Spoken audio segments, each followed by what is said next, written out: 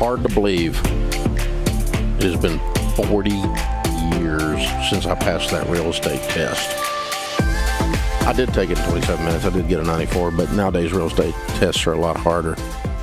I was 18 years old, and I sold a house 2 weeks later.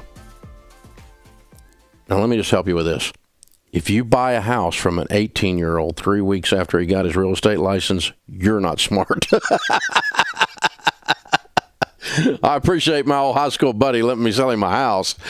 We were both just out of high school. Oh, my gosh. Me and my disco clothes. Oh, and I had hair. Oh, can you imagine? I was driving a two-door car showing houses. Oh, my goodness. Real estate business. I love the real estate business. I grew up in the business. Obviously, the reason I got my license at that age, mom and dad owned a company, and I wanted to be a real estate mogul. I went and got my real estate and finance degree, as a matter of fact. My degree in finance has a specialization in real estate, and sold real estate all the way through college, even in those high interest rate days. And even though I was as green as a gourd and didn't know what I was doing, I sure thought I knew what I was doing, and I convinced a few people I did know what I was doing. And I got some houses sold, so I did the job. But man, oh man, what a business. I love the business. I love real estate. I love helping you guys buy houses. And, you know, we've got 2,000 or so endorsed local providers across America now that we endorse. And when you get ready to buy a house these days, it's a complicated process. It was complicated way back then, but it's really complicated now. And there's all this bad information, because you know everything on the internet's not true, right? I mean, you know, because Zillow says it's worth something doesn't mean it's worth that. You know, the tax assessor, well, the tax value, who cares? Tax value has absolutely nothing to do with market value. It's supposed to, but it doesn't. You can't use that as your gauge. So you have to learn. This is the most expensive thing most people ever buy a house. And, you know, it's an emotional process. You get excited.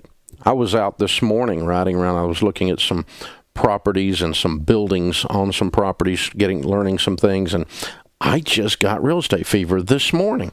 It happened to me again. It's happened to me like a bazillion times in my life. You ever get the fever? You get house fever? When you get house fever, you get stupid. You're willing to pay too much. You're excited. You've got to focus. And you're willing to buy a house when you're not supposed to buy a house. You're not ready to buy a house. You're going to sell a house the wrong way. Oh, man, you can get in a real mess. So let me give you a couple things you need to do. If you're thinking about buying a house, and I want you to own real estate. Owning a home and paying it off is one of the data points of an everyday millionaire. So we want you to do that, but we don't want the house to own you. So here's your rule of thumb, okay? Number one, you don't buy a house unless you're out of debt and you have your emergency fund.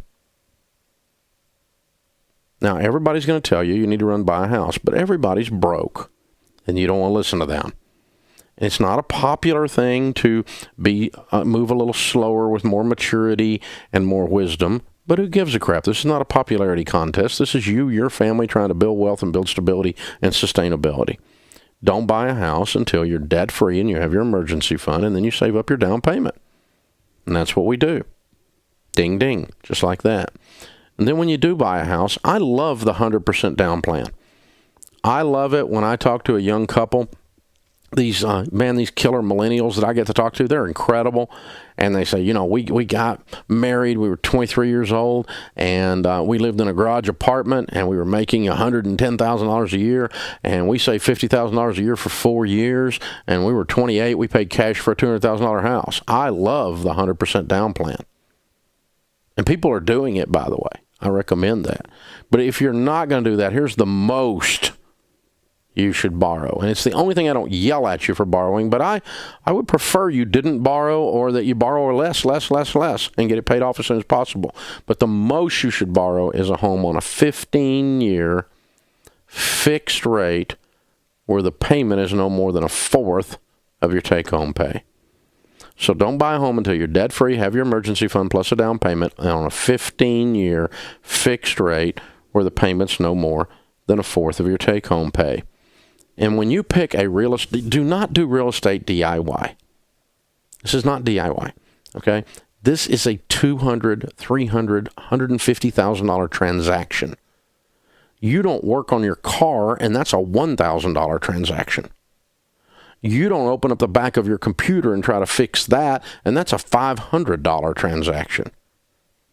And yet you somehow think you're just going to waddle up and not get in a bad deal buying a house or selling a house.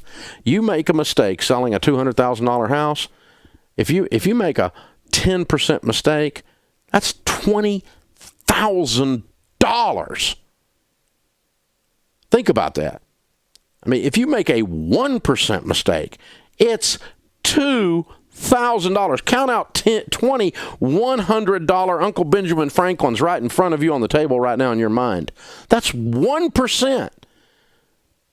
And if you're a novice, if you've bought and sold 10 houses, you're a novice. You are likely to make a 1% mistake at a minimum without a pro in your corner. So you put a pro in your corner. It's that simple. You don't do this without a pro. Now, everybody's got a real estate license is not a pro. Your Aunt Sally, who got her license 3 weeks ago, is not a pro.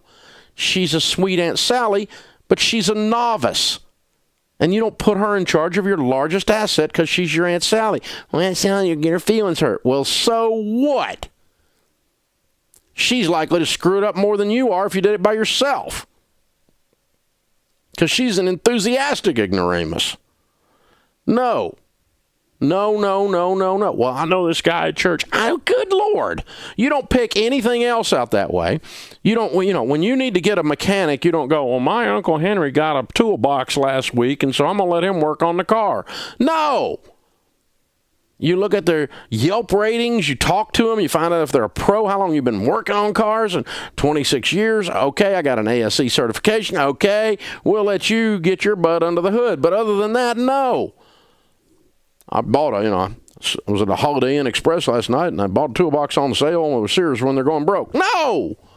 You're not a mechanic. No, you're not a real estate agent. Yet. You got a license, but just because the state certified you doesn't mean anything.